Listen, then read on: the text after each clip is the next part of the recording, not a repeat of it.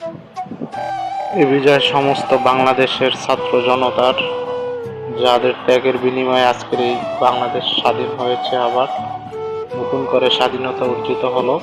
একজন স্বৈর শাসককে বিদায় দিয়ে, স্বৈর শাসককে দেশ থেকে তাড়িয়ে দিয়ে আবার নতুন বিজয় নিয়ে এলো বাংলাদেশের ছাত্র জনতা।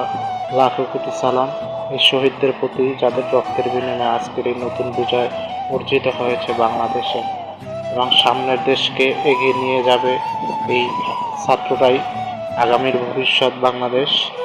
সুতরাং সকল ছাত্রদের প্রতি আমার ভালোবাসা রইল।